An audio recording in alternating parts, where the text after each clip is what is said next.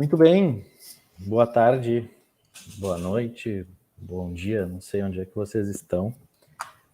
Sejam bem-vindos e bem-vindas aqui a mais uma não, né?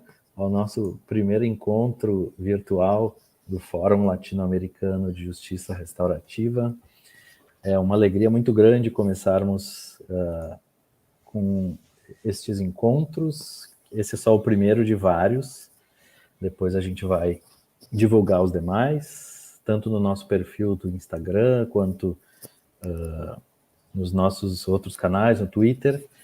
E desde já convido todo mundo, então, a se inscrever aí no canal do Fórum, no canal do YouTube, né? E no canal também, no perfil do Instagram. Ao longo do encontro de hoje, a gente vai colocar aqui para vocês essas informações para que vocês possam nos seguir. E para inaugurar, então, essas atividades, o fórum, eu preciso dizer, antes de mais nada, que o fórum é se concretiza como uma proposta bastante plural. Começamos com esse projeto há mais de 10 anos, e agora que estamos conseguindo concretizá-lo. Mas, desde o início, pensamos o fórum como um espaço para união, para conjunção, né, de forças, de conhecimento, de estratégias, e especialmente troca de experiências das pessoas que trabalham, pesquisam, aplicam a justiça restaurativa na América Latina. Por esse motivo, né, no ano passado, no encontro da primeira jornada para o desenvolvimento da justiça restaurativa na América Latina, fizemos do qual o Jean e o Abraham participaram, fizemos um encontro específico para debater as principais linhas, né, que o foro devia seguir. E depois, mais adiante, eu vou comentar com vocês quais são os princípios que foram definidos, então, que o fórum deve seguir, e também quais são as nossas propostas aí para os próximos meses, para os próximos anos. Como tudo na América Latina, parece que as coisas são um pouco mais difíceis, mas aos poucos a gente vai conseguir avançar. E esse painel de hoje, ele é uma demonstração disso, né?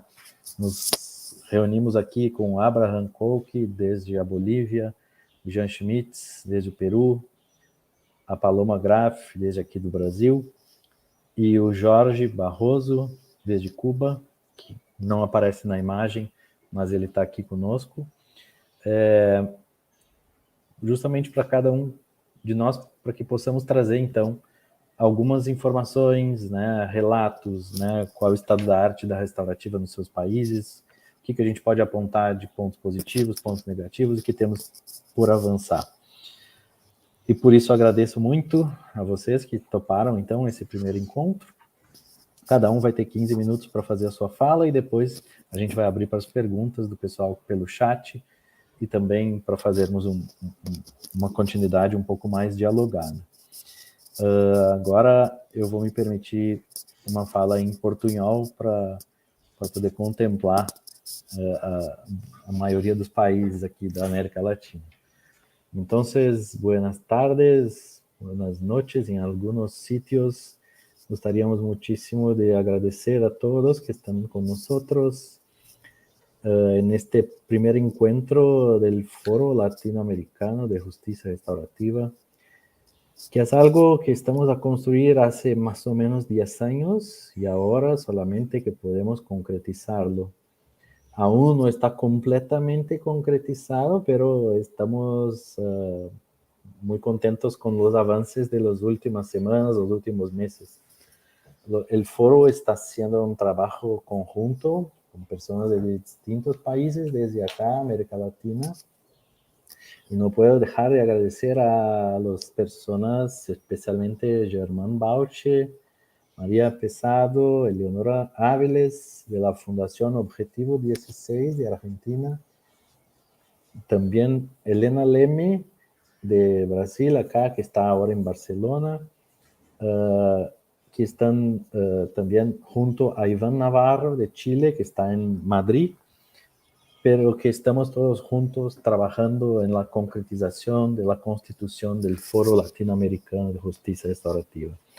No voy a mencionar otros nombres porque tengo miedo de olvidar uno que pueda ser importante, entonces agradezco mucho a todos que están involucrados en este proyecto.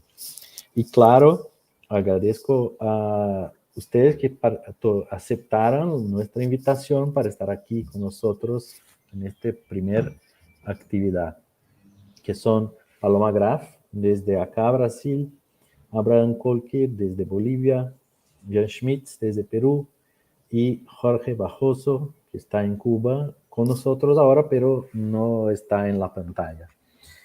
Y pronto estará. La propuesta para hoy es que cada uno traiga un poco de informaciones sobre la justicia restaurativa en su país, el estado de arte, los principales desafíos, lo que podemos hacer para mejorar, los puntos positivos, negativos, y después tenemos un espacio para preguntas y respuestas por el chat o entre nosotros acá. Por esto, entonces, bueno, es fundamental también explicar por qué estamos a utilizar este canal. Les decía hace poco que el YouTube no nos permitió hacer la transmisión por el canal del foro, porque hay 24 horas para empezar a hacer esto, y por esto estamos acá en el canal de la Escuela Justicia Restaurativa Crítica, escuela, pero después vamos a descargar el video y poner en el canal del foro, que ustedes pueden seguir con este short link que está ahí. Bueno, empezamos. Jean, muy simbólico que empezamos con usted, que ha hecho el cierre de nuestra primera jornada en el año pasado. Entonces encerramos la jornada con usted y ahora empezamos el foro con usted también. Entonces, gracias ya una vez más por estar con nosotros y bueno, está en su casa. Muy bien, muy buenas tardes o buenas noches, buenas tardes, buenas noches. Felicitaciones primero al Foro Latinoamericano de Justicia Restaurativa y bueno, un fuerte abrazo a todos y bueno, gracias Daniel por la invitación. Voy a poner mis 15 minutos ahí para no pasar, ¿no? Y bueno, nos mandaste recientemente unas cuantas preguntas y voy a intentar contestar a estas. Déjame si puedo subir, no sé si diapositiva, me imagino, de tu computadora.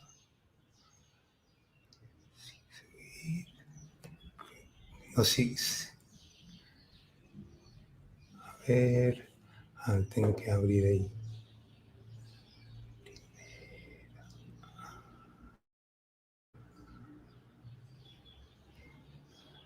Un segundito, Daniel. No se preocupe. A ver si ves algo o no. No. Aún no. Bueno, no importa. Si no, yo lo tengo yo aquí enfrente y de todas formas luego lo puedo compartir. Una de las primeras preguntas que hiciste es saber también cuál es el origen de la justicia restaurativa en el sistema formal aquí en Perú y la influencia que haya tenido, ¿no? Bueno, yo la verdad que soy uno de los promotores de la justicia restaurativa en el Perú en el ámbito juvenil, ¿no? Penal juvenil. Yo era en aquel tiempo representante legal de una organización internacional que era Tierra de Hombres Lausanne y me interesé a la justicia restaurativa sin tener realmente experiencia en aquel tiempo en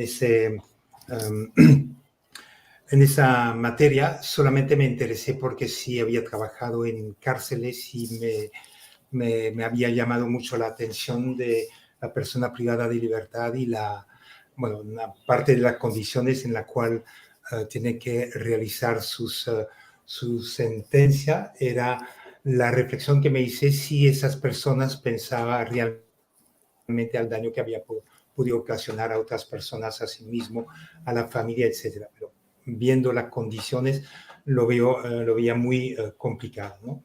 Entonces, también la Fundación Tierra de Hombres tenía proyecto en 2 o 3 países, ninguno en Latinoamérica, pero de mecanismo alternativo a la privación de la libertad. No era realmente algo puramente restaurativo. Entonces, después de leer algunas cosas, propuse de insertar ese tema aquí en Perú. Y lo que hice es invitar a especialistas de distintos países para hacer conferencia. Y es ahí que todo empezó. A partir de 2004 empezamos con conferencia para todo tipo de profesionales, que va de policía, fiscales, jueces, equipo interdisciplinario, pero también había operadores sociales, hasta políticos, ¿no? Y hicimos formación incluso, pero no había ningún proyecto, hasta que unos operadores judiciales, principalmente fiscales, dijeron, bueno, todo eso es muy bonito, pero es bastante teórico lo que nos enseñan. No sé si eso funcionaría en el Perú. Y para mí fue una gran oportunidad, diciendo, bueno, la verdad que tampoco lo sé yo, mientras no intentamos, no lo vamos a saber. Y es ahí que iniciamos un proyecto piloto. Lo que fue interesante, no fue un proyecto montado afuera, yo diría en Suiza y para hacer en Perú, sino que la mesa redonda, conferencia, capacitación y numerosas durante año y medio, que hicimos en distintos lugares, en distintos niveles, que decidimos reunirnos todo un grupo de profesionales interdisciplinarios y montamos el proyecto de qué vamos a hacer, cómo lo vamos a hacer, dónde lo vamos a hacer.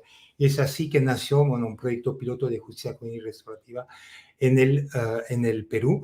Elegimos 2 zonas, una en Lima y otra en el interior del país. Y lo que fue interesante, iniciamos primero con un diagnóstico de cuál es la situación, ¿no? Y había unos hallazgos que incluso el Comité de Derechos del Niño había ya señalado en sus informes anteriores de el uso muy exagerado de la privación de la libertad. Si bien el Código del Niño, niña y adolescente, tenía esa posibilidad de usar la remisión, diversion, ¿no? en inglés, a nivel fiscal y judicial nunca se usaba. Se usó 2 o 3 veces apenas, entonces había esa posibilidad, pero no se usaba. Y que, detención preventiva, larga, etcétera. Había realmente unos información muy fuerte. Y de ahí empezamos ese proyecto.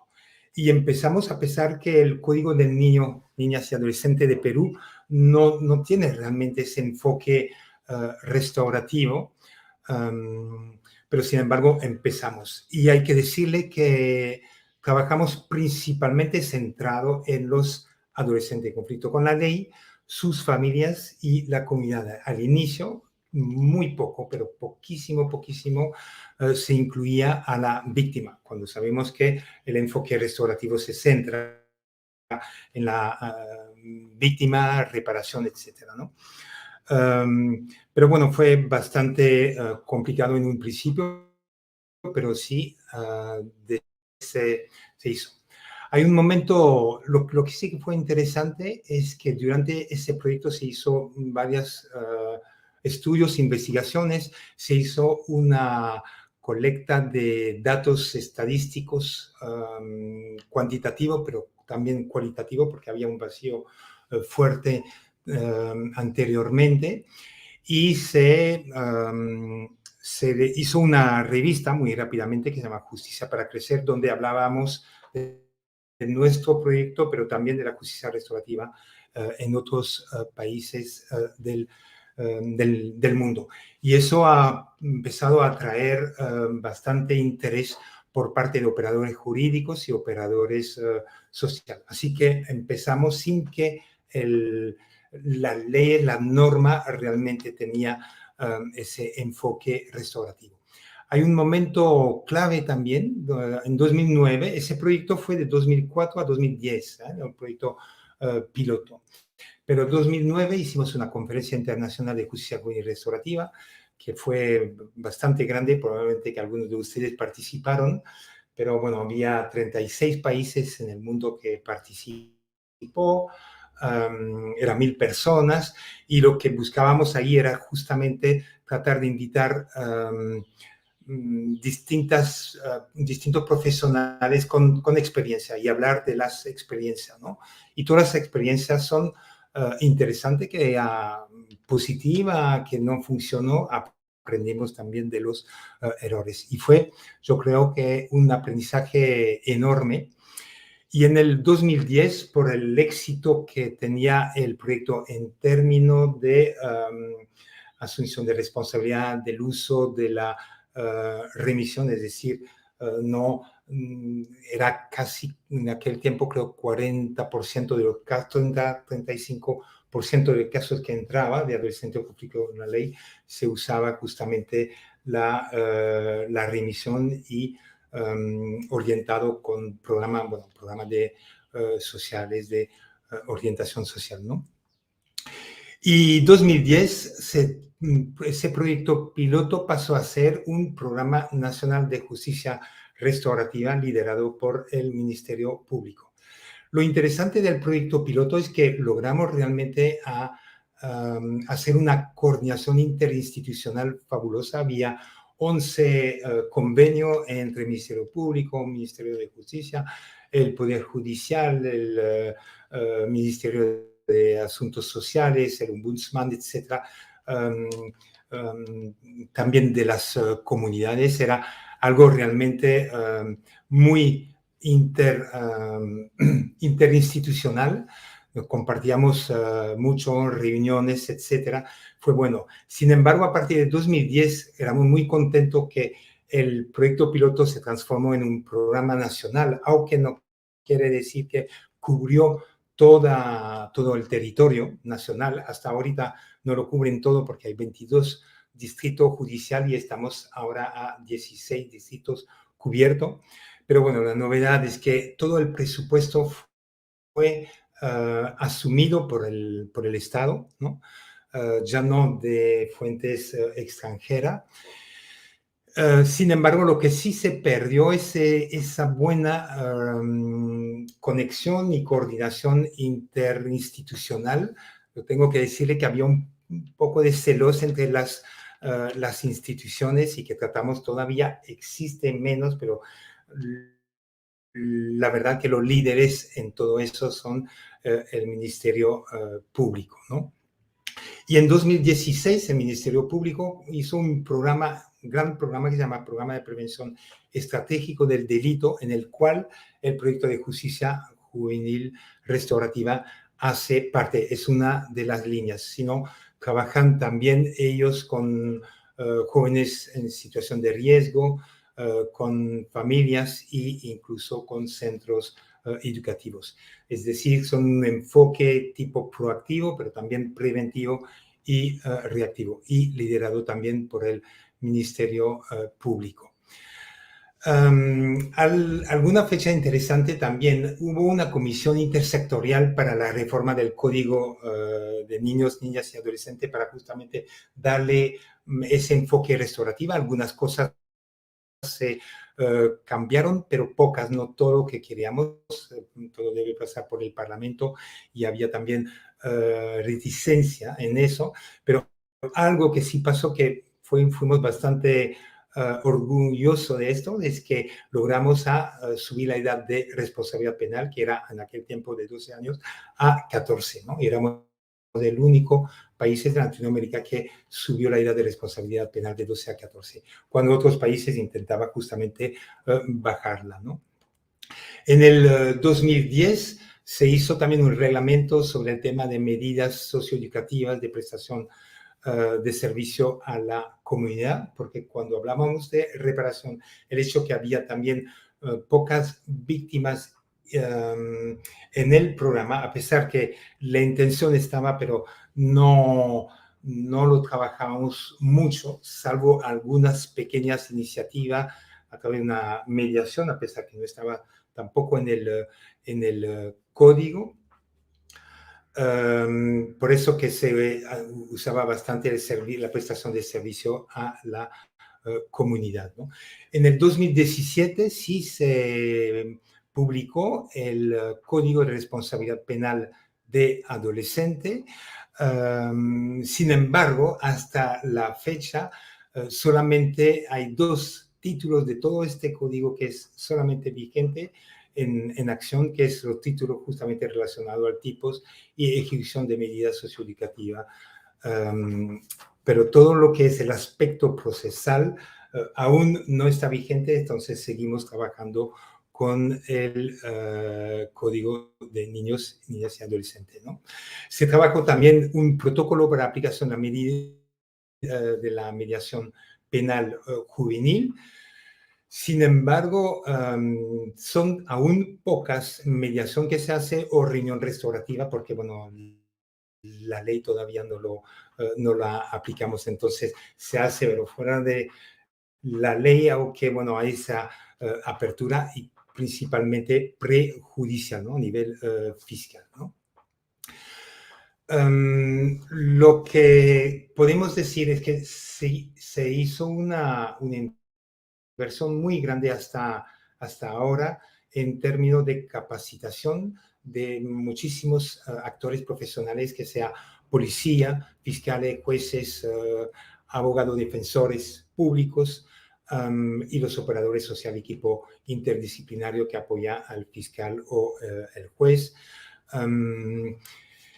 Y en términos de comunidad, lo que sí los proyectos en los distritos fiscales donde trabajan son convenios con las municipalidades, incluso que financia personal, pero también que financia servicios donde podemos referir a los adolescentes conflictos con la ley, algunos también víctimas, a hacer ciertos servicios sociales. Pero también trabajamos o hay convenio con servicios de la comunidad de manera, bueno, gratuita la mayor parte. Es decir, que hay un fuerte componente comunitario de apoyo a ese tipo de proyecto, pero es todo un trabajo por parte de un promotor dentro del equipo interdisciplinario, ¿no?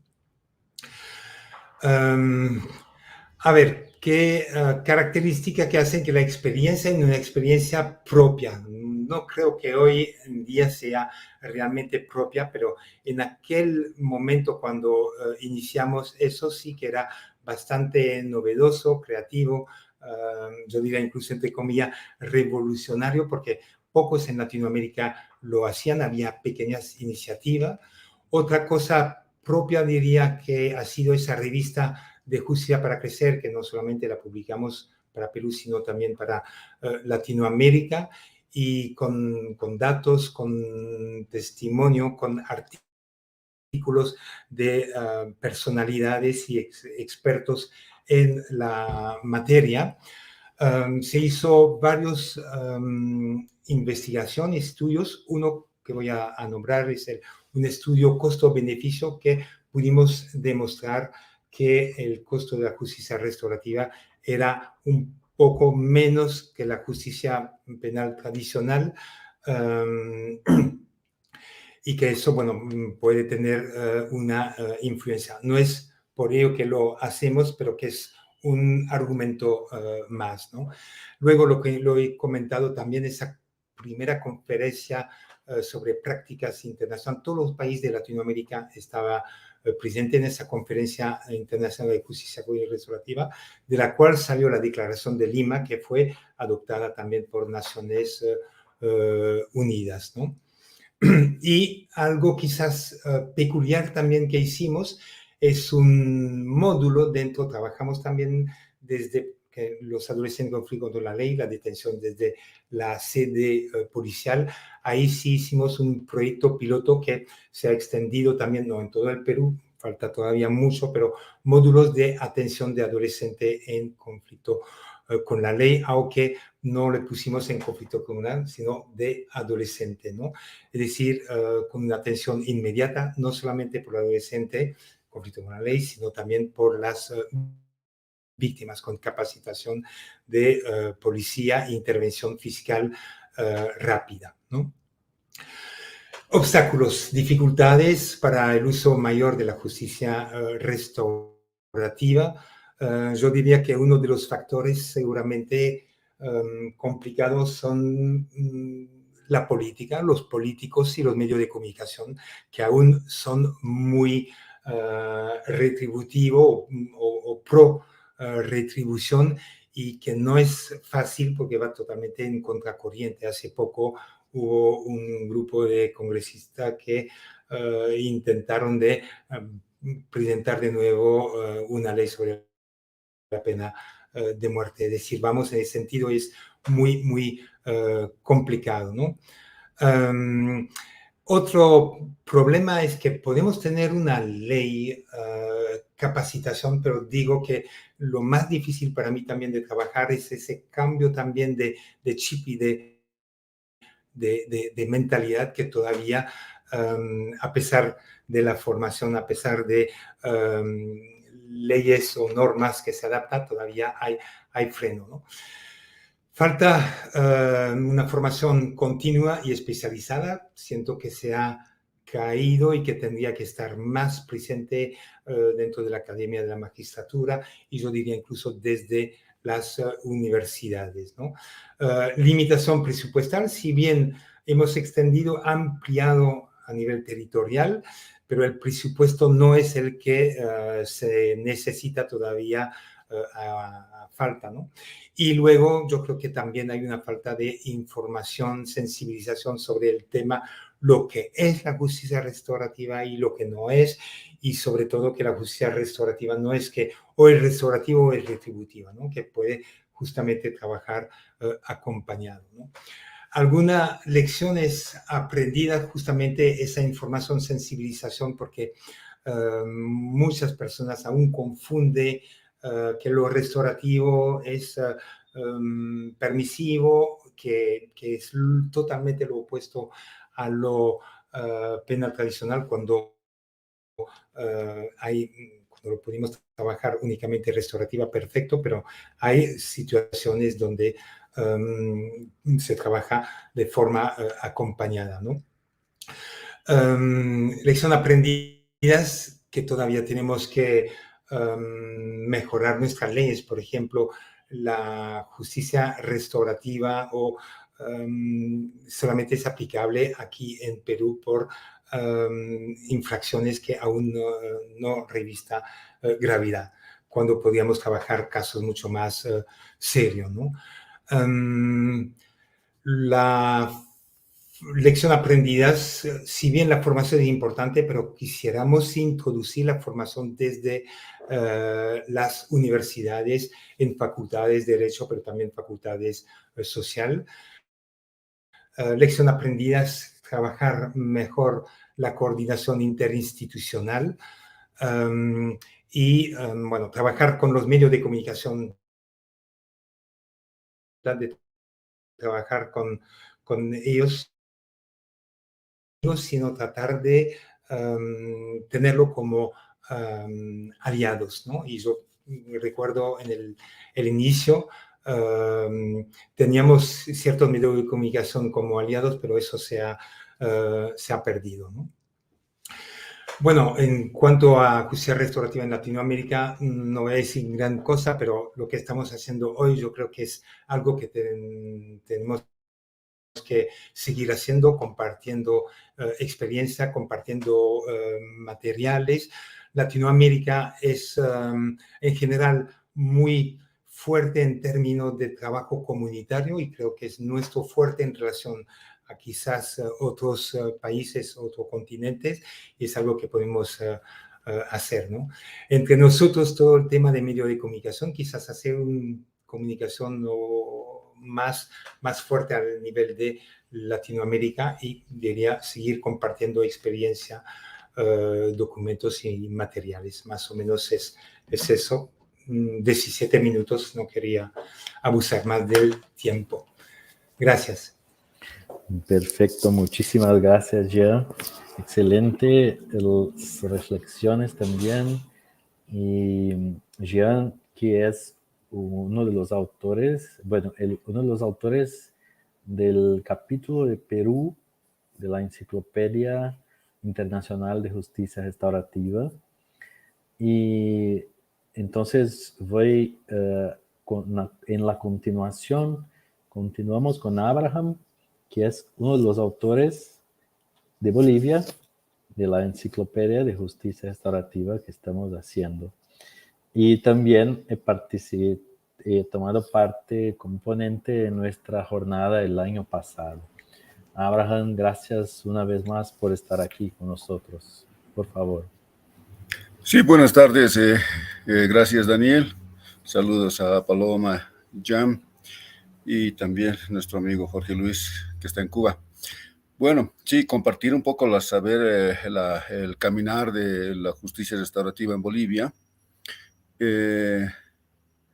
Voy a tratar de compartir la pantalla.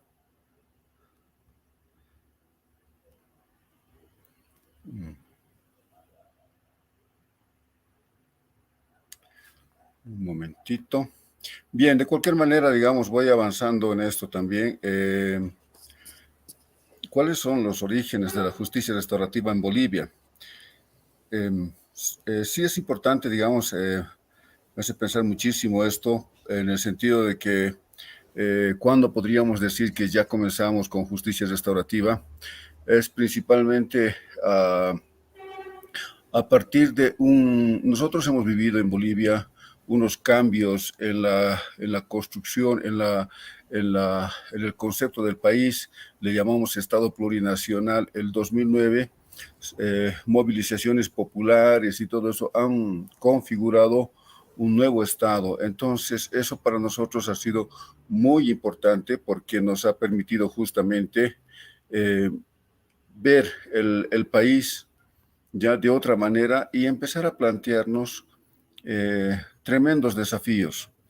Y uno de ellos es el tema de la justicia. Bueno, no ha cambiado algunas cosas, pero en justicia todavía tenemos muchísima tarea pendiente. Entonces, sin embargo, todo este movimiento que ha generado el debate constitucional, es decir, todas las cosas en cuestión y tratar de agarrar los elementos internacionales y nacionales, los más valiosos, los más avanzados, pues ha llegado a conectar con la justicia restaurativa. Es decir, la justicia restaurativa cae en Bolivia en un momento de gran efervescencia popular y búsqueda de alternativas a lo que es lo tradicional. Eso es un elemento, me parece importante, en el 2009. Posteriormente, ya empezamos entonces nosotros por el año 2013 justamente, bueno, el Proyecto Mundo es parte, pero fundamentalmente el protagonismo ha sido del Ministerio de Justicia, ha sido de la 1DC, y de un consorcio de instituciones que en el centro que Proyecto Mundo había colaborado en construir en Calauma, se hace la primera experiencia en Bolivia del encuentro entre víctimas y ofensores. Es una experiencia piloto, no hay un marco legal que lo proteja o que le dé una cobertura. Sin embargo, los permisos de los jueces, las alianzas institucionales permiten avanzar en esta experiencia.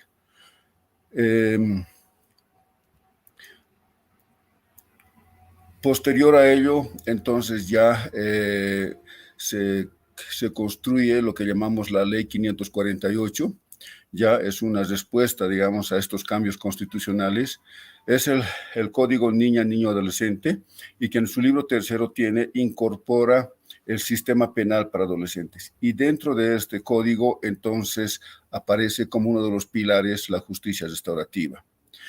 Y esto sí, digamos, es formalmente ya la inserción en el Estado plurinacional de Bolivia de todo lo que es el enfoque de justicia restaurativa. Posteriormente vamos a ver que aparece también en otros lados.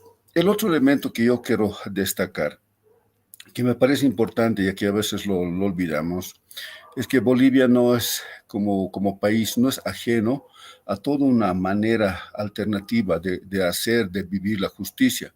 Y eso tiene que ver con la justicia indígena originaria campesina. En Bolivia, hasta antes de la Constitución, de maneras legítimas, pero no muy formales, no reconocidas por el Estado, se resolvían los conflictos, delitos también al interior de las comunidades campesinas, indígenas, en todo el país. Ahora, a partir de la Constitución, son reconocidas estas formas de justicia. La justicia indígena originaria es reconocida y tiene un rango al igual que la justicia ordinaria. Entonces, por decirlo así, la población boliviana, de alguna manera,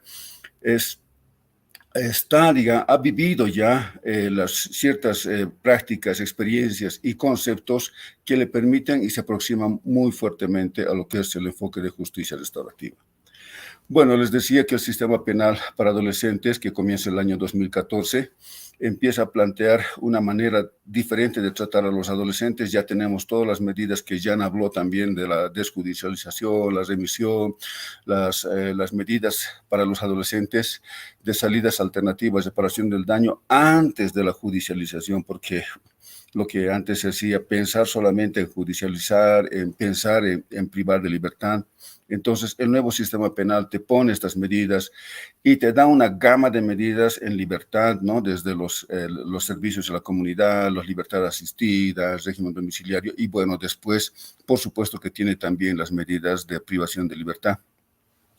Sin embargo, uno de los aportes valiosos del sistema penal en Bolivia es que todas, pero todas las medidas, ya sean socioeducativas, de desjudicialización o las salidas alternativas, están acompañadas de mecanismos de justicia restaurativa.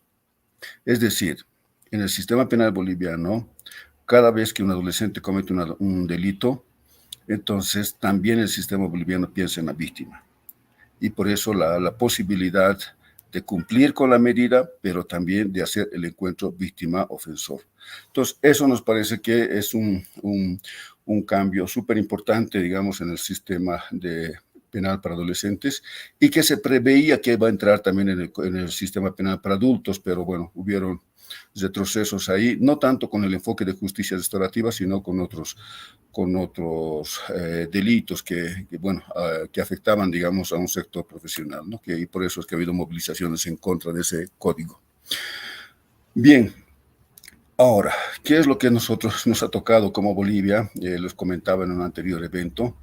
Hasta antes de que aparezca este código, en Bolivia había muy pocas personas, ¿no? Yo digo 6, podían ser 8 o un poco menos tal vez, personas que habían sido formados en el enfoque de justicia restaurativa. Y entonces este nuevo código lo que te plantea es justamente formar, especializar a todos los actores.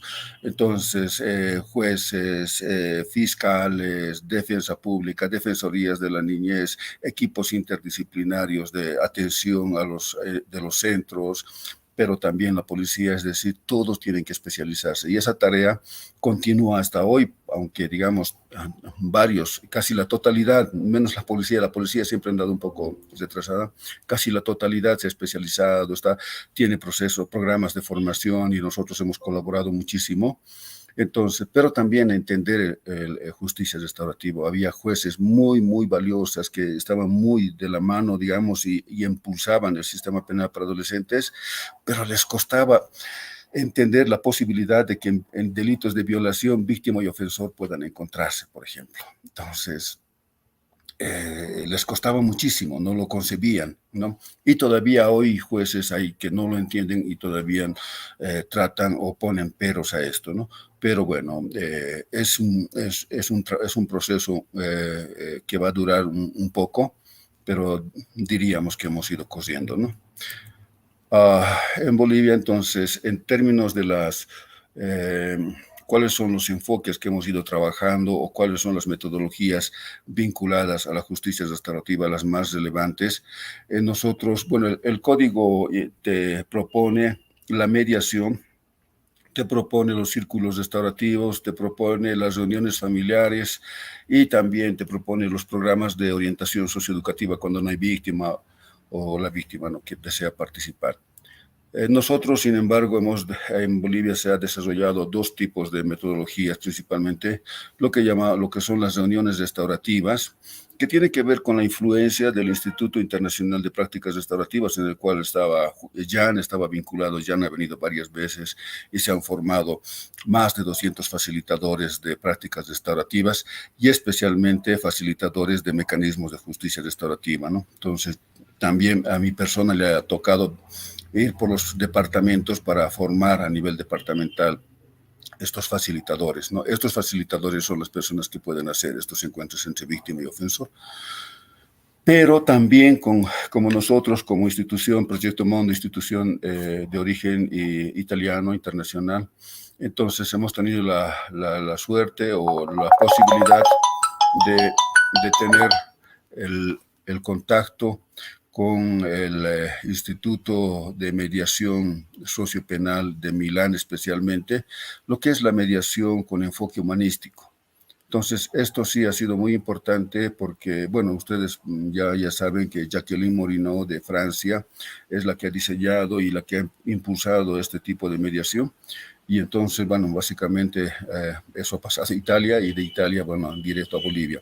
Entonces, esta mediación con enfoque humanística, hemos tenido varios grupos que se han formado y recientemente ya ha pasado a la Universidad Mayor de San Andrés lo ha asumido como una especialidad, un grado, digamos, académico, ya y está formando ya mediadores sociopenales, ¿no? Entonces, considero que esto es un avance sumamente importante para el caso boliviano. Ahora, yo lo conozco muy bien, Jan es la persona adecuada y tal vez Daniel, digamos, para hacer comparaciones entre países, ¿no? Es decir, cómo son los procesos. Bueno, al escucharlo a Jan, podríamos decir que nosotros en Bolivia hemos dado pero un salto impresionante, ¿no? Por decir, por la presión de la normativa, ¿no? Es decir, y también el aporte del Proyecto Mondo ha sido muy importante de colocar muchos recursos y acompañar al Ministerio de Justicia en la elaboración de todos lo que son estos materiales, ¿no? Por ejemplo, hemos hecho muchísimas publicaciones, tanto publicaciones más de tipo conceptual, pero otras que con el Ministerio de Justicia, que son las normativas, ¿no? Por ejemplo, los guías, las manuales, los protocolos, lo que son las reuniones, las prácticas restaurativas, ¿no? Y también el acompañamiento, digamos, a la implementación de esto, ¿no? Entonces, estos materiales nos han permitido llegar a la totalidad de los 9 departamentos. Y si bien, digamos, nosotros podemos decir que hemos avanzado bastante en la implementación de la justicia restaurativa en el sistema penal para adolescentes, hay todavía grandes retos, y los retos tienen que ver con todavía la incomprensión de la justicia restaurativa. Está invisibilizado, es decir, los temas que salen en el debate, digamos así, público, son lo que pasa con las cárceles de adultos, lo que pasa que, digamos, las corrupciones de los jueces, pero ¿cómo está operando el sistema penal para adolescentes? Cómo se está desarrollando los encuentros entre víctimas y ofensores en el sistema penal para adolescentes, cómo se está trabajando en el nivel de la reintegración en los centros de atención.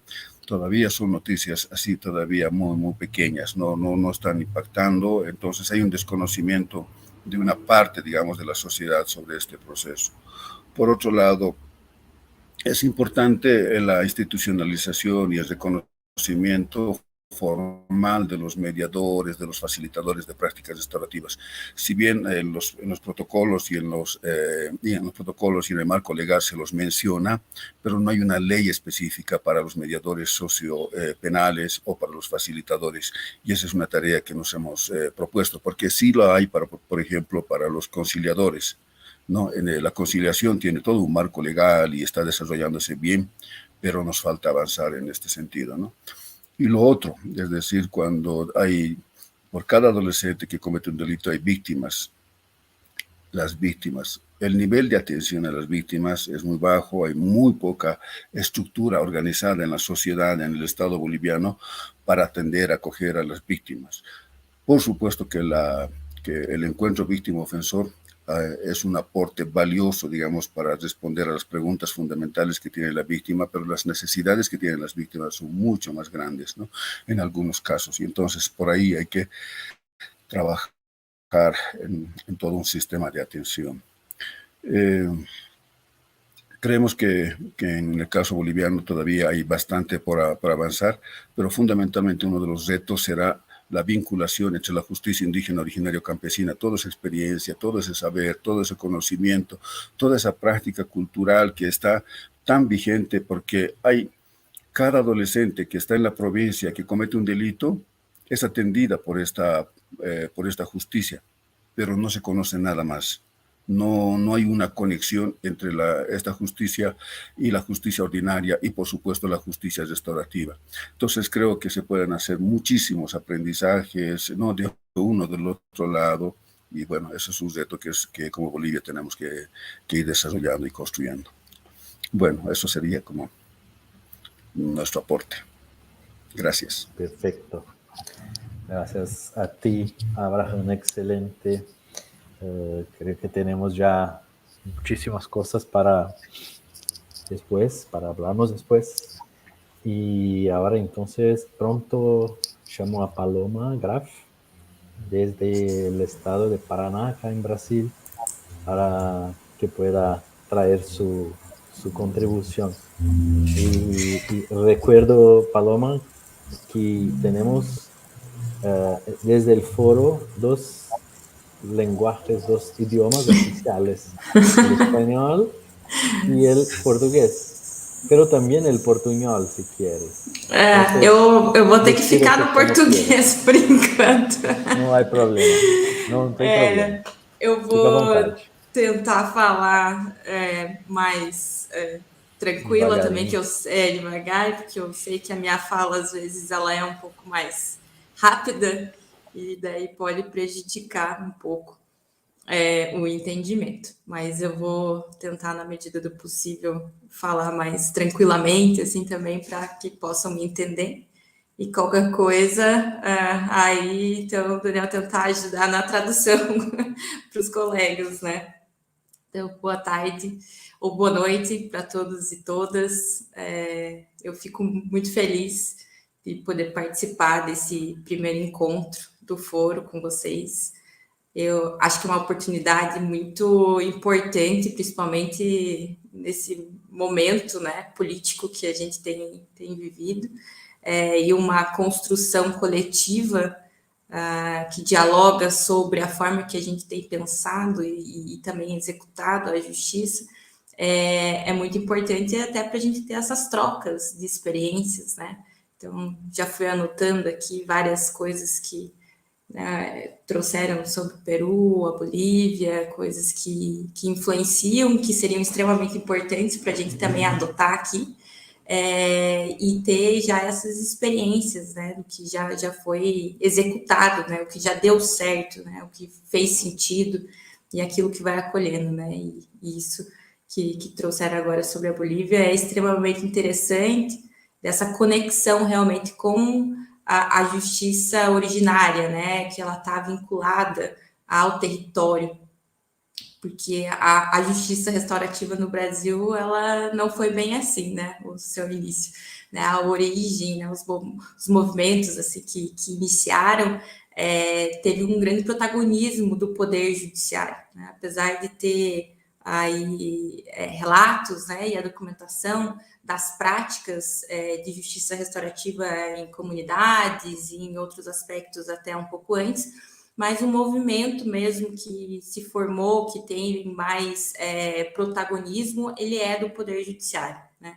Não só o protagonismo da institucionalização e da publicidade e da prática, mas também como a forma, né? O como ele é aplicado.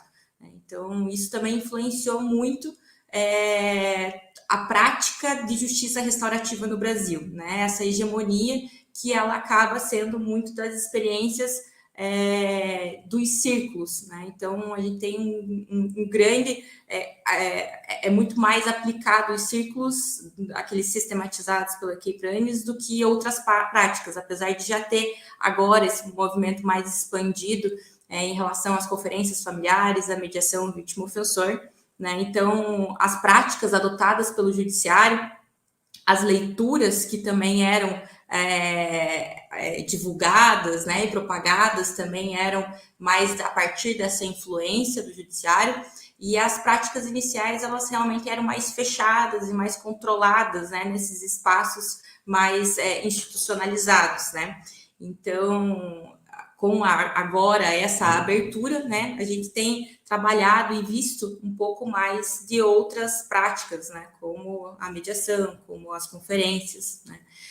E no início, o que a gente tem de, em termos mais normativos, de sistematizado mesmo, é a prática mais no sistema juvenil mesmo. Apesar de a gente ter resoluções, ter projetos de leis para serem votados, e também algumas leis municipais, considerando a justiça restaurativa como parte de uma política pública, ela está melhor, né, sistematizada nesses termos realmente do sistema juvenil. Mas hoje, quase aí uns 20 e poucos anos depois do início dessas discussões sobre a justiça restaurativa aqui no Brasil iniciarem, além das práticas, elas terem se expandido dentro do próprio judiciário. Hoje, né, a gente pode falar da justiça restaurativa presente tanto nos âmbitos estaduais, quanto também nos federais, né, nos diversos tribunais. Ela também expandiu o campo, né? Ela tem sido aplicada nas varas de família, nos juizados, nas varas cíveis, em situações de violência doméstica, por exemplo. Então, a gente pode... E a gente tem visto, na verdade, a ocorrência de um novo movimento. De uns anos para cá, acho que de uns 5, 6 anos para cá, tem se visto um movimento mais crítico da justiça restaurativa aqui no Brasil, um movimento mais problematizador, realmente, dela, que tem se aprofundado mais teoricamente nos conceitos e nos debates e nas discussões, né? Elas mais embasadas tanto na prática quanto também nos propósitos, né, da justiça restaurativa, do que se busca, né? E trazendo uma teoria também sobre isso, em construções sobre esse movimento, mas que vai provocando a justiça restaurativa para além das bordas do judiciário, né, que vai procurando expandir esses limites com questionamentos, com uma preocupação, né, maior. Então, e eu digo isso na realidade porque eu percebia mais esses questionamentos e essas preocupações em relação aos propósitos da justiça restaurativa mais no campo acadêmico, né, com as pesquisas relacionadas a questionar tanto as práticas quanto o próprio movimento, questionar o protagonismo do judiciário, estava mais vinculado só aos pesquisadores. E hoje eu tenho visto na prática, né, com a minha pesquisa do doutorado, até uma preocupação maior dos próprios operadores ali, que estão atuando, né, os praticantes, os restaurativistas, né, se preocupando muito mais com o resultado dessas práticas, né, e do impacto que elas têm para a sociedade, e não tanto mais aquela preocupação do como, da forma, né, do procedimento, dos elementos, de que estão aplicando um modelo, né, mais fechado. Então, estão mais preocupados realmente com as relações e como a justiça restaurativa vai contribuir ou o que ela vai modificar, quais que são os seus benefícios e também quais que são os seus riscos, né, que toda a prática tem e precisa ser identificado e ser analisado.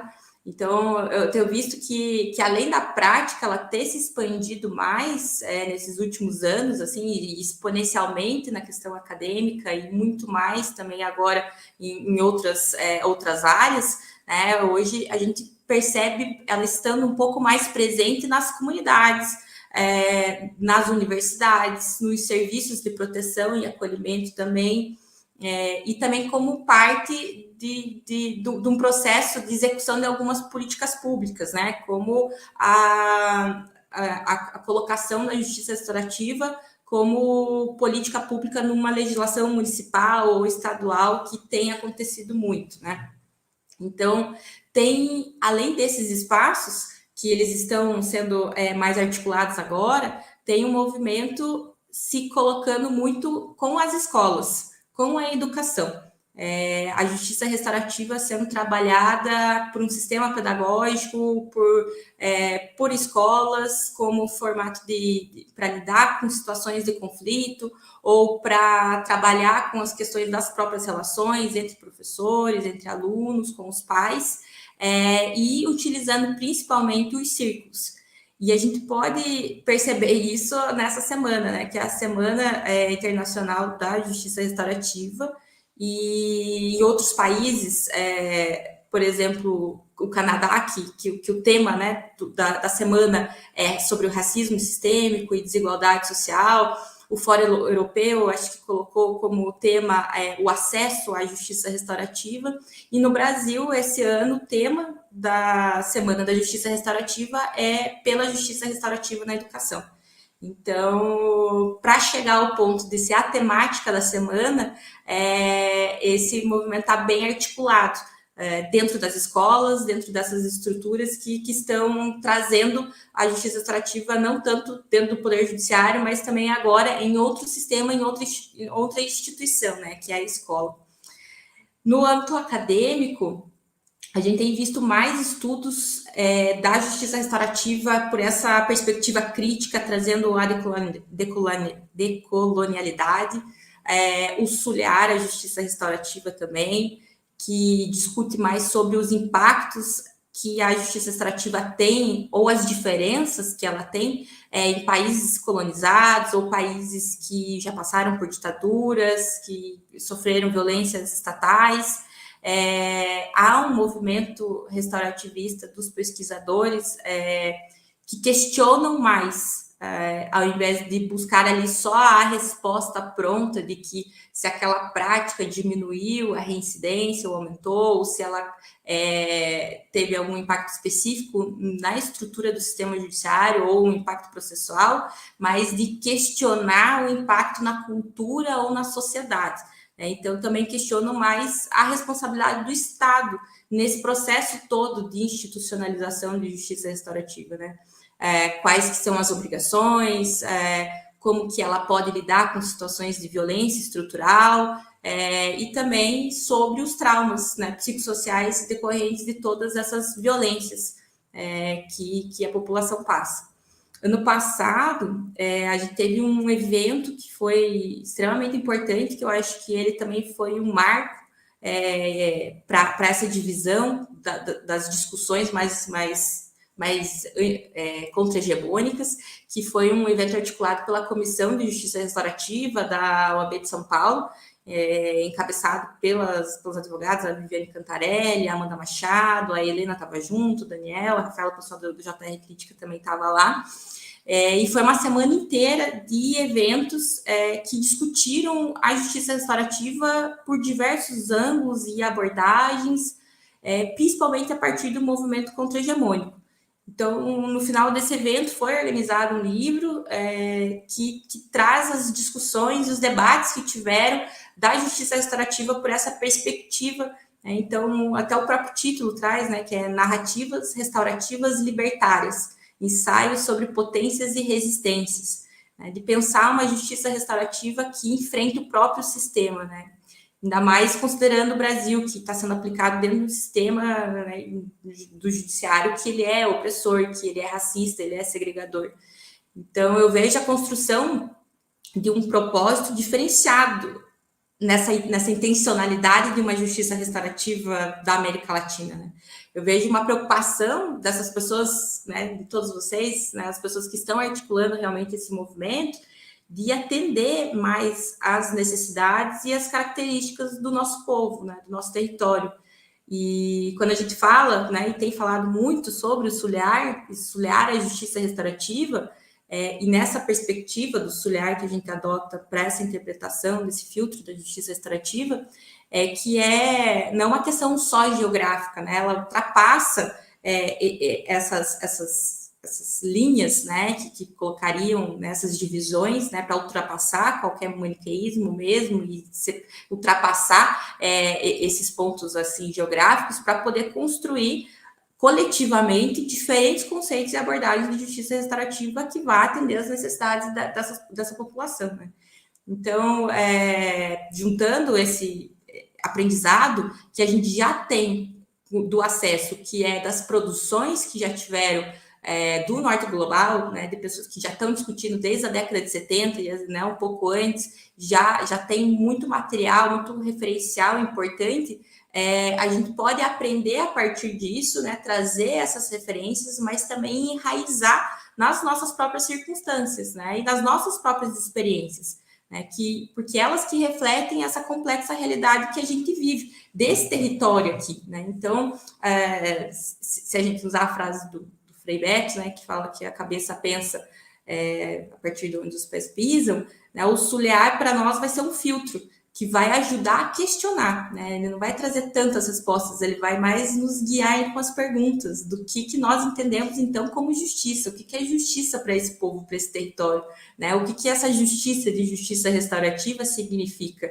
E é justiça de quem? Justiça para quem? E para que uma justiça restaurativa, né? Restaurar o que nesse território?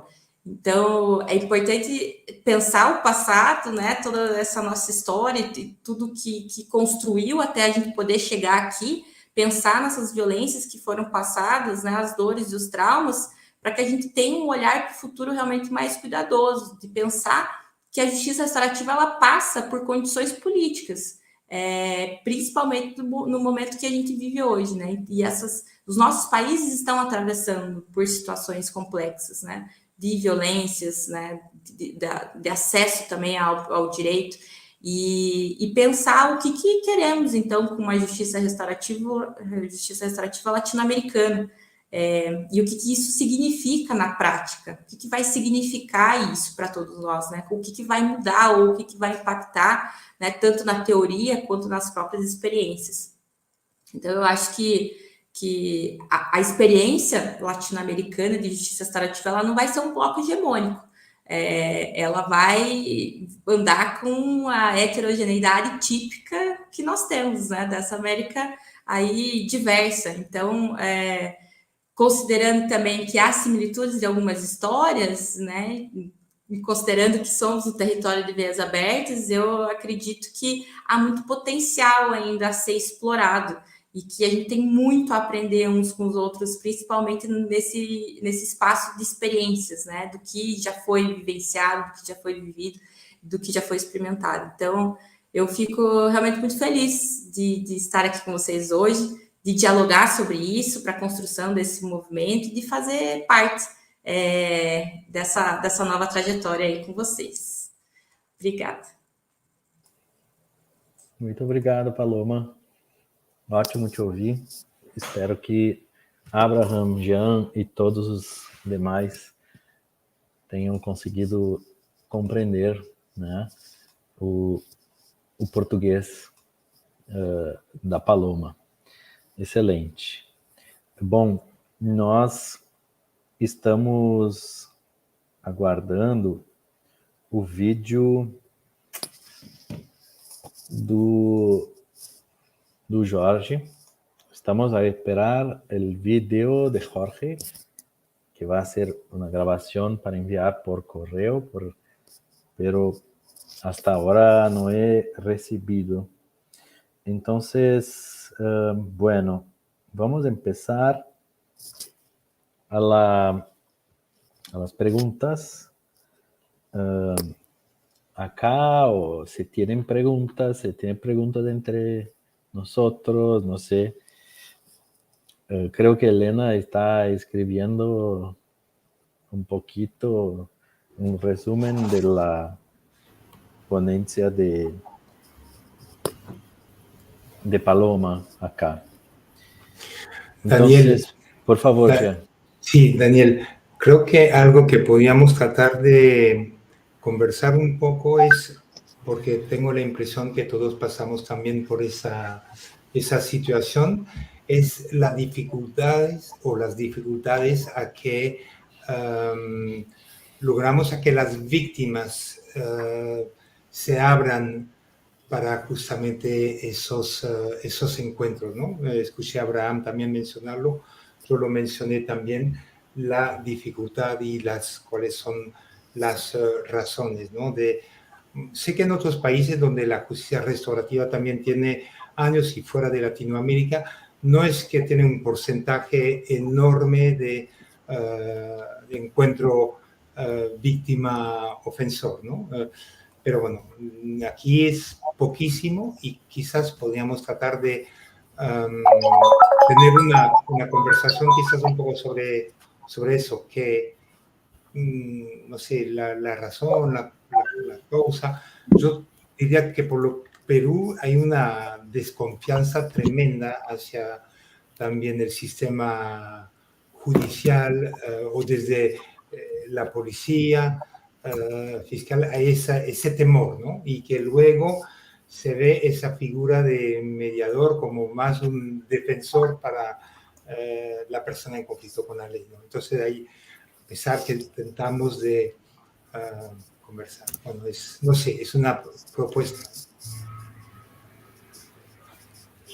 Buenísimo. Abraham, Paloma, ¿quieren?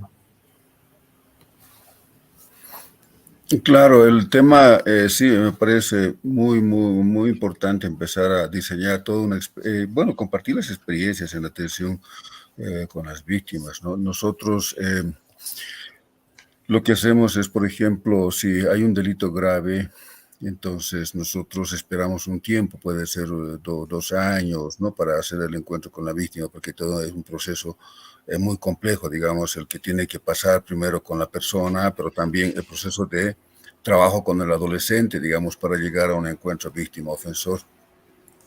Y entonces resulta que como no están todavía muy bien sintonizados los jueces o los fiscales o las personas que atienden o que tienen contacto con la víctima, pues no se entera durante este tiempo que podría haber esta posibilidad, y entonces cuando se hacen los encuentros, la persona dice, no, y no quiero, yo necesitaba hablar cuando ha pasado esto, yo estaba sufriendo en ese momento, ¿no?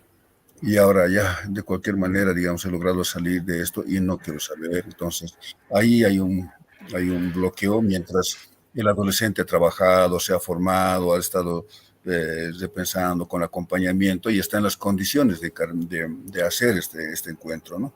Entonces, por eso me parece que, bueno, estamos viendo, ensayando algunos caminos para generar esos encuentros, digamos, cuando ya se ha determinado la sentencia, entonces también tener una posibilidad de un encuentro con la víctima para por lo menos la escucha y que sepa que en algún momento podría haber una posibilidad, ¿no? Y bueno, por lo menos dejar eso sentado. Ahora, los mecanismos de atención aquí en Bolivia para víctimas de violencia sexual, violencia de género, sí hay algunas instituciones de la sociedad civil, pero también instituciones públicas que están atendiendo, pero para otros delitos, pues no, todavía no se ha construido, digamos, estas instancias, ¿no? Entonces, sí me parece que es importante empezar a generar protocolos, pero empezar a generar, ante todo, un saber, ¿no? Y alimentarnos de las experiencias de otros departamentos, países também. Perfeito. Pelo que eu entendi, ele falou sobre a questão da dificuldade com as vítimas, isso? Do acesso, Daniel? Pelo menos aqui no Brasil, que a gente tem percebido muito, nós temos um lugar onde as pessoas vão e o espaço de fala ele é vazio. Então, as vítimas, elas não têm confiança no judiciário, elas não têm confiança em contar o que ela está falando. E elas contam e, por vezes, elas não são escutadas. Elas falam e elas são relegadas ali e acabam não tendo nenhum retorno de ação ou de reparação ou de reivindicação. E isso faz com que elas elas percam a vontade até de usar esses espaços. A gente já ofertou, por exemplo, círculo com as vítimas, encontros só para dialogar com as vítimas, e elas não comparecem. Porque na forma que o sistema sempre trabalhou, quem ia até o judiciário era porque era culpado. Então, para elas, era uma ideia de um castigo, o fato de terem que ir até o judiciário para poder participar de algo que poderia ser benéfico para elas. Então, acho que é um movimento muito mais agora de cultura. A justiça restaurativa ela vai ter que atravessar um outro patamar junto com a população, delas entenderem o que se quer com a justiça restaurativa. O judiciário sabe já o que ele quer com a justiça restaurativa, mas a população sabe. As pessoas que vão ser beneficiadas pela justiça restaurativa estão tendo acesso para entender o que é que isso vai beneficiar ou por que isso vai beneficiar a vida delas. Até elas entenderem isso, não sei se elas vão conseguir realmente participar ou acreditar que aquele vai ser um espaço de reparação. Súper. Esas instancias, Paloma, son organizaciones de la sociedad civil o también de las instituciones públicas, esos espacios de escucha que tú dices.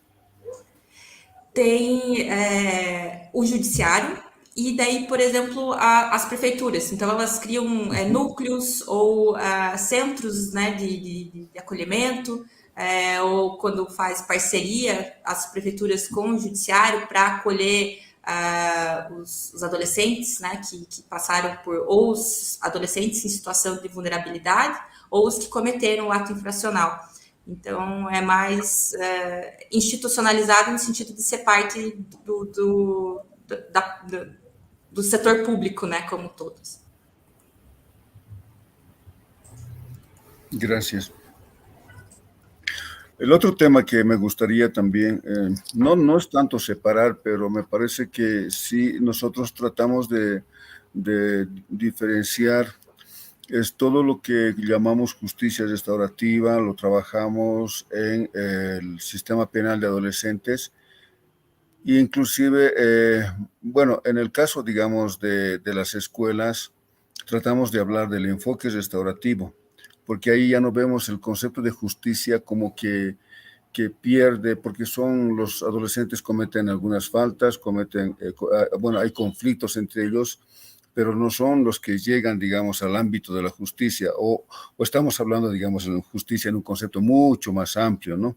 Y entonces hablamos del enfoque restaurativo, inclusive dentro de las cárceles nosotros estamos trabajando con mediaciones y también reuniones restaurativas, pero le llamamos mediación social, porque aun cuando se han golpeado, aun cuando, digamos, ha habido algún grado, digamos, de conflicto entre las personas y fuerte, entonces el tipo de no pasa por el sistema judicial o penal, sino que básicamente para la resolución a través de la mediación. Es un poco para diferenciar, no sé si en el caso que Paloma comentaba, o es que, digamos, justicia, el concepto justicia engloba un abanico más y se puede hablar de esto en las escuelas, por ejemplo.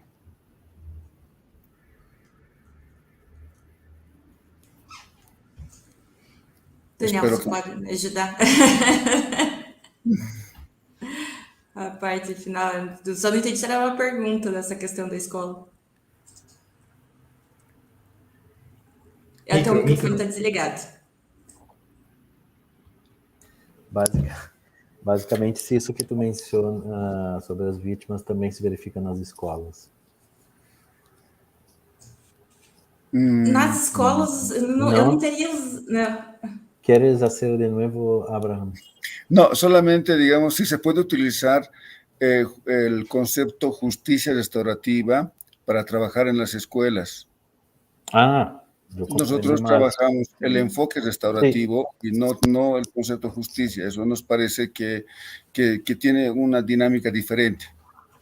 Sí, houve uma discussão durante um período sobre usar o termo justiça e usar práticas restaurativas na escola.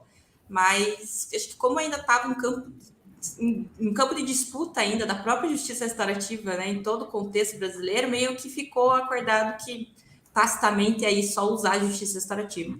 Tanto é que o nome da semana da justiça restaurativa daí ficou, né, na educação, né? Então, eu não sei, alguns falam para usar o práticas restaurativas, né? Ainda usam, mas eu tenho visto também usarem justiça restaurativa. Como o Brasil é muito grande, Abraham,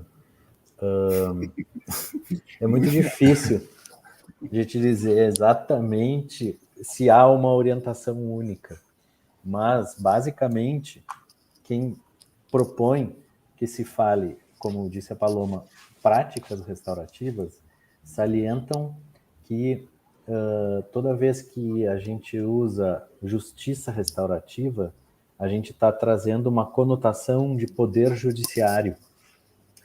Então, para tu evitar essa confusão e, sobretudo, para manter, digamos, separados esses dois âmbitos, o que se faz no âmbito da educação e o que se faz no âmbito judiciário, é que essas pessoas, então, propõem que se utilize práticas restaurativas ao invés de justiça restaurativa, né? Mas vai depender muito, enfim, de quem está falando, porque são muitas pessoas, então, e vai ter gente que vai uniformizar, como disse a Paloma, né, e vai colocar ao final, né, justiça restaurativa na educação, justiça restaurativa nas escolas, né? Então, depende muito do projeto da pessoa e da compreensão mesmo. En Perú, yo personalmente, bueno, este año principalmente he tenido la oportunidad de capacitar a docentes que trabajan justamente en centros penitenciarios de adultos y de menores, ¿no? Para mí fue algo muy, muy interesante porque tiene los dos componentes, el penitenciario y el educativo. Y nosotros ahí sí que hablamos más bien de cultura restaurativa dentro del centro o del aula mismo. Pero ha sido muy interesante el personal que participó, porque me di cuenta, y bueno, y el año que viene tendré posibilidad de acompañar a la persona que he facilitado en los mismos centros. Pero es interesante porque si bien hablamos de los docentes, pero de las experiencias que he podido escuchar es que las personas privadas de libertad aprovechan mucho de esos docentes para también conversar sobre su propia situación, sobre lo que ha cometido, etc. Fuera del ámbito puramente educativo, formal, ¿no? Y me pareció algo muy, muy interesante de esa combinación, ¿no? De lo penal y de lo educativo. Pero hablamos, como dice Abraham, del enfoque más que justicia o de la cultura restaurativa, y pensamos en eso justamente, ese enfoque proactivo de relaciones, comunidad, ¿no? Y preventivo, y por supuesto, bueno, la justicia restaurativa está dentro de esas prácticas, ¿no? Cuando hay problema de tensiones o conflictos. Sí. Bueno, creo que estoy intentando acá, por esto no comprendí lo que mencionó Abraham. Estoy intentando hablar aquí con Jorge porque no está siendo posible subir el vídeo. Entonces está diciendo que está muy aburrido con la situación, pero creo que tenemos otras oportunidades para escucharle, incluso hacer después con más calma, podemos hacer un video para poner en el canal del foro la intervención de Jorge, sin duda. Y estaba a pensar también, Jean, sobre tu cuestión sobre las víctimas y estoy a recordar de la investigación que ha sido hecha desde el Consejo Nacional de los Magistrados del Poder Judicial de Brasil. Y una de las conclusiones que las investigadoras han llegado, coordinadas por la profesora Vera Andrade de Santa Catarina, es que las víctimas tienen muchas razones también para no participar, además de las que ya sabemos, como por ejemplo, muchas veces no tienen plata para tomar el autobús para llegar en el centro de justicia restaurativa. Otras veces no tienen autorización de sus patrones para salir del trabajo por un día. Diferente del poder judicial tradicional, si es un testigo, tiene como después de la audiencia tienes una certificación que estuviste allá. Y esto es oficial, sirve para todo el país y todos tienen que aceptar. Pero en justicia restaurativa no sé por qué no se pasa lo mismo. Como he dicho Paloma, en Brasil el Poder Judicial tiene un rol central en la justicia restaurativa y no comprendo muy bien por qué esto se pasa en los procesos de la justicia tradicional y no puede pasar en los procesos de la justicia restaurativa. Y hay también las menciones de las distintas temporalidades de la ley y la temporalidad de las víctimas, que son distintas, y incluso, como he dicho Paloma, sobre todo, creo que esta vez lo más importante, que las personas no confían, no tienen confianza de abrir su perspectiva, de hablar sin miedo de que puedan estar en los próximos días, semanas, tienen que responder, tienen que contestar por sus palabras. Entonces, este miedo de que puedan hablar algo que no debían, que se pasa en la justicia tradicional, también se pasa en la justicia restaurativa.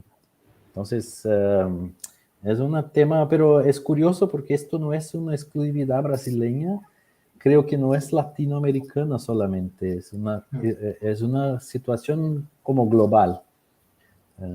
Esto se pasa también en los países de centro de Europa, Estados Unidos, Canadá. Entonces creo que tal vez sea algo que solo el tiempo va a cambiar. No sé. Y tenemos acá una pregunta de Julia Poletine, que pregunta: ¿cuáles son los mayores riesgos de implementación de la justicia restaurativa en Latinoamérica, tomándose en cuenta su contexto cultural, incluso la cuestión de punitivismo?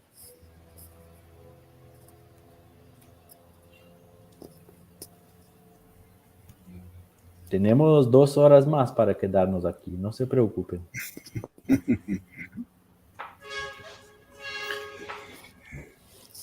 Sí, de verdad hay un contexto, diríamos, punitivista, bueno, por lo menos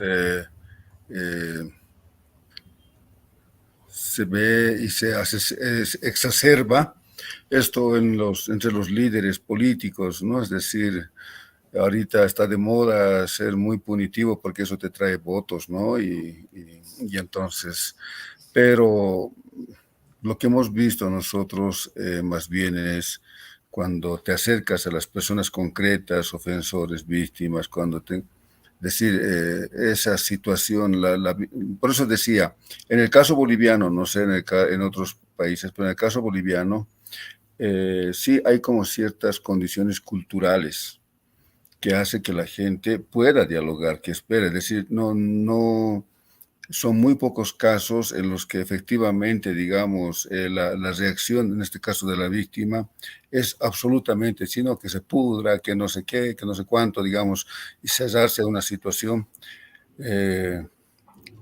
porque, digamos, hay como una apertura a esta posibilidad. Sí, yo creo que el gran tema es la contracorriente que hay, así tan punitivista en lo político. No, eso sí, digamos, es una contracorriente y mediáticamente apoyada.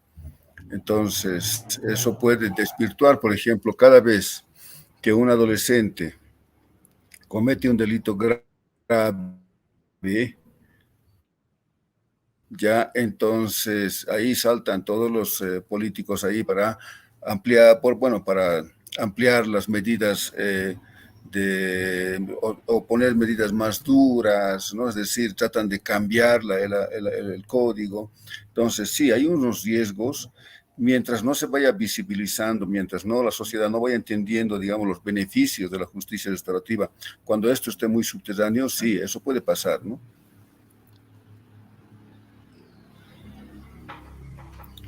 ¿Qué dices, Jan? Sí, no, totalmente de acuerdo con lo que tú acabas de compartir. Por eso quizás que en Perú es difícil de abrir a delitos de mayor gravedad. Por eso que pusieron, bueno, justicia restaurativa solo en delitos que no revistan gravedad, ¿no? Es decir, ¿cuántas veces durante una capacitación me hacen la pregunta, pero eso es solamente para pequeños delitos, ¿no? Cosas de bagatela, ¿no? Porque eso no puede funcionar para delitos graves, ¿no? De heridos, de homicidios, de... Y bueno, tengo que decirle que sí, justamente, sí también funciona y hay estudios que demuestran que muchas veces que más serio el delito, mayores durante el encuentro restaurativo, mayores emociones y mayor resultado puede dar, ¿no? Pero hay muchas veces aquí es el tema, ¿no? Que asocian justicia restaurativa, pero para solamente delitos, infracciones de poca gravedad. Entonces es todo un trabajo para avanzar, proceso, diría. Sí, acá es lo mismo, la misma investigación, ponido la cuestión de cuáles delitos llega la justicia restaurativa y esto es lo mismo. Solo llega a los delitos menores, de poca ofensividad, y claro, sabemos muy bien las razones, incluso unas personas dicen que hay cuestiones legales del principio de legalidad y no están completamente equivocadas, pero también pienso que no están 100% correctas, pero sí es un factor importante. Y lo que unos criminólogos están a percibir es que en sociedades muy desiguales hay una tendencia, pero es solo una tendencia, de que siempre que tenemos conflictos, y estos conflictos traen personas de distintos niveles sociales, la tendencia es de mirar al ofensor como una persona que no es parte de nuestro grupo, que no pertenece a nuestra comunidad. Y al opuesto, que en las sociedades que tienen niveles de igualdad mayor, hay esta otra tendencia opuesta de mirarnos unos a los otros como miembros de la misma comunidad. Y esto es interesante de percibir que, bueno, entonces tenemos una cuestión fundamental en América Latina, que es la tremenda desigualdad que tenemos en nuestros países y bueno, Brasil es tal vez el peor de todos. Entonces, el gran riesgo, y también contestando a la cuestión de Julia, es que el riesgo de mantenernos la justicia restaurativa solo para los pequeños delitos en razón de la perspectiva punitivista, pero incluso una justicia restaurativa que esté muy cerca de la perspectiva de la punición de la justicia tradicional, o sea, que sea cooptada, que sea colonizada por la justicia tradicional, y al mismo tiempo que es cooptada, que es colonizada, sería una justicia restaurativa desde los marcos conceptuales de países que no tienen los niveles de desigualdades como los nuestros. No estoy a decir que tenemos que hacer todo de nuevo, una nueva teoría. No, no es tan radical así, pero tenemos que considerar las cuestiones particulares de Latinoamérica en la construcción de nuestro modelo. Y aún así, como he dicho Paloma y Abraham también, es necesario percibir que hay diferencias incluso dentro de América Latina. Entonces, empezar comprendiendo nuestras particularidades tal vez sea el gran desafío para podermos avanzar. Y por esto traer juntos aquí ustedes, Jean, Abraham, Paloma y Jorge, que no puede estar más, es fundamental justo para comprendernos las distintas experiencias de aprender unos con los otros. Eu só queria complementar também, Daniel, da nossa perspectiva aqui do Brasil, além dessa questão relacionada aos crimes menores, tem também uma seletividade do acesso à justiça restaurativa. Não são todas as cidades e não são todos os estados que aplicam justiça restaurativa. Não são todas as pessoas que têm acesso a ela. Ela é seletiva porque ela depende de um juiz ou de um promotor ou de um advogado ou de algum operador do direito solicitar a prática ou até a própria pessoa. Mas se a pessoa solicita a prática numa comarca onde não há um núcleo de justiça restaurativa ou não há uma equipe de justiça restaurativa, essa pessoa também não tem acesso. Então, ela está sendo utilizada também como mais uma forma de seletividade social, inclusive, e também de quem tem direito a uma justiça restaurativa e de quem não tem direito a uma justiça restaurativa. E isso impacta muito na forma que a gente tem visto a prática dentro do judiciário, porque eles não se preocupam em quem tem acesso, eles estão preocupados em como eles estão fazendo e como eles estão ofertando, mas não quem está conseguindo acessar uma justiça restaurativa. Perfecto. Incluso Paloma, además de la selectividad, bueno, por cuenta de la selectividad, es que en el 4º Congreso Latinoamericano de Justicia Restaurativa, que ha pasado ahora en Cartagena, Colombia, la propuesta es de tomar la justicia restaurativa como un derecho humano. Tal vez una propuesta, no sé cómo decir en español, pero arrojada.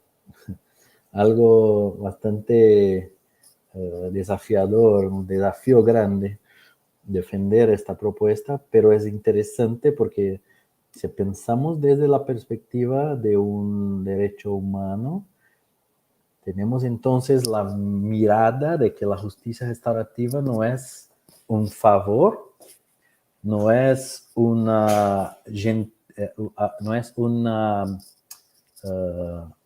Aqui fala caridade, né? Eles estão usando muito como caridade. No es una caridad, no sé si comprenden ya y Abraham, es un deber, el Estado viendo como un deber de ofrecer, y Estado lato sensu, Estado, yo digo, el Estado puede hacer convenios, puede hacer cooperación con ONGs, con universidades, para ofrecer este tipo de justicia. Y esto es una cosa muy importante. Cuando miramos justicia restaurativa como un derecho, si es un derecho humano, es un derecho, entonces podemos trabajar para reducir la selectividad y también las tradicionales disculpas punitivas para no enviar los casos, como por ejemplo las personas que son reincidentes. No puedo enviar este caso para justicia restaurativa porque el ofensor es reincidente. Bueno, el problema entonces es la víctima. La víctima va a ser revictimizada, no tiene nada que ver con la situación del ofensor y no puede acceder porque es reincidente.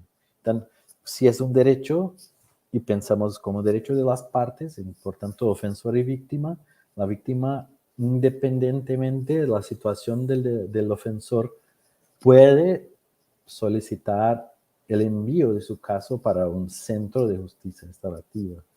Entonces, como un derecho humano, es una propuesta bastante desafiadora, pero tal vez sea importante tener este tipo de proposición justo para hacer las personas pensar cada vez más en esta posibilidad.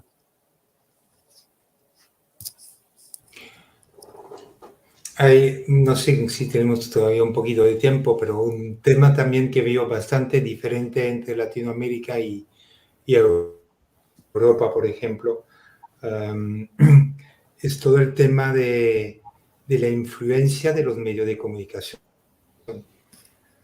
Yo que viajo mucho en Latinoamérica, casi son parecidos.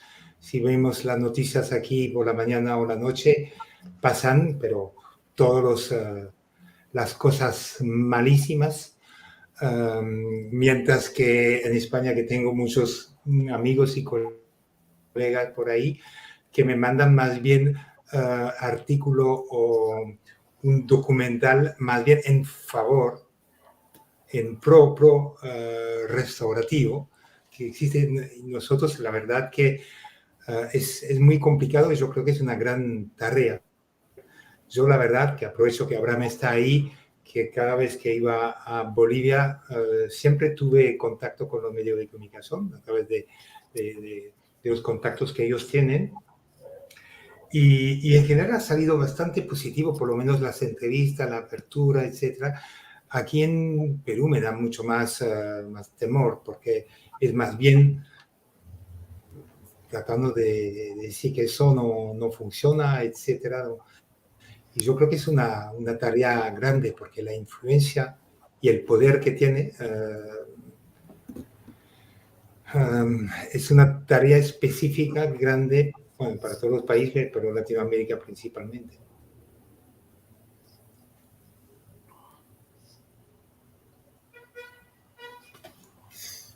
De lo que comentaba, bueno, otro tema, de lo que comentaba Paloma, sí quiero destacar todo el trabajo, y también en el caso de Perú, se ha generado movimiento social, experiencias concretas, locales, y la fase en este momento de reflexión crítica, ¿no? de todo lo que es el enfoque restaurativo, su relevancia o qué vacíos tiene, eso me parece sumamente importante.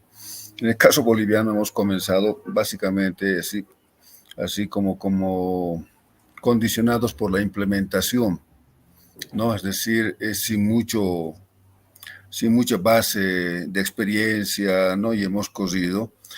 Nos ha traído algunos beneficios, pero y por eso es importante que estemos vinculándolo ahora con la academia, estemos tratando de generar, digamos, ya procesos de formación mucho más reflexivos, ¿no? Para darle un poco de de sustento, ¿no? Y cuando Gianni, bueno, comentaba el tema de los medios, sí hay que difundirlo. Hay que difundir y tocando temas claves, digamos, ¿no? El tema de la atención a las víctimas me parece muy importante, ¿no? Es decir, la pregunta que siempre tendrán que hacerse en un delito grave, las necesidades que tienen las personas. Yo he estado en delitos graves haciendo mediaciones penales y pues la forma como se expresaban, lo que decían y la forma como después han salido de esas mediaciones, pues me hace pensar que realmente están como atrapadas, necesitan, ya son las grandes, digamos, entre comillas, ganadoras después de una situación tan compleja que han vivido, tan triste, les aporta muchísimo.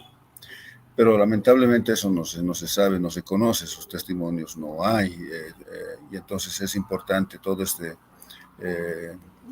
difusión, esta socialización, para que la gente entienda, digamos. Pues, me decían, pero no, en el caso de violación es imposible, ¿no? Y yo digo, a ver, doctora, hagamos el siguiente caso. Y he hecho una mediación entre una violación en la familia. La persona está ya privada de libertad, pero va a salir, ¿no? El adolescente. Ya, y su hermana, que ha sido también atendida en un centro de terapia y todo eso, igual. Entonces, ¿qué dice el adolescente? Voy a volver a mi casa. ¿Y qué dice su hermana? Voy a volver a mi casa. El sistema penal tiene límites, no puede ir más allá. Y si las personas deciden volver a su casa, van a volver a su casa, se van a encontrar. ¿En qué condiciones? Sin haber hablado sobre esto. Y entonces una mediación y el hablar sobre esto, entonces el mirar el futuro, la forma como van a vivir después de semejante desastre, entonces puede ser muy importante para ambas personas. Y entonces, claro, ahí sí, y empiezan, cuando ya empiezan a conocer los casos concretos, cambian de parecer. Porque si no, es básicamente, ponen en la resolución judicial, ¿no? Entonces, la prohibición de acercarse a la víctima, punto. Con eso se cierra. Pero la lejanía que puedan hacer en un tiempo, pues no tiene el control el sistema penal sobre la vida de las personas posterior a la pena. Eso. Perfecto. Muy bien. Teníamos mucho más a hablar aquí, pero ya estamos muy bien. 1:42 de encuentro. Para el primer es genial. Y dejo acá de nuevo la invitación a todos que se junten al canal de YouTube del Foro Latam JR. También accedan al Instagram del foro, es Foro Latam JR. Y claro, dejo también la invitación para que estén con nosotros en la próxima semana, martes 29 a 18:30, cuando vamos a tener acá exposiciones de las experiencias en Argentina. Y después también vamos a hablar con Jorge para que pueda enviar un video para ponernos en el canal del foro. Mientras esto, bueno, para finalizar, una vez más, Abraham, Jean, Paloma, ha sido un gusto estar con ustedes en este primer encuentro del foro. Espero que pronto podamos encontrarnos personalmente. Ya no me gusta mucho más este monte de pantalla a todos los lados y espero que podamos encontrarnos pronto en algún país acá de América Latina, Bolivia, Perú, acá en Brasil, con Jorge en Cuba también, a quien agradezco a la tentativa de conexión y todos más que estuvieran acá con nosotros, Jandira, Romana, a Clécio Lemos, a Julia Polettini y claro a Elena Lemi, que está haciendo toda la organización también con nosotros y va a estar en la mediación del encuentro de próxima semana. Muchísimas gracias y hasta la vista, baby. Tchau, tchau. Gracias, Obrigada. Daniel. Chao. Obrigado. Gracias. Gracias. Chao.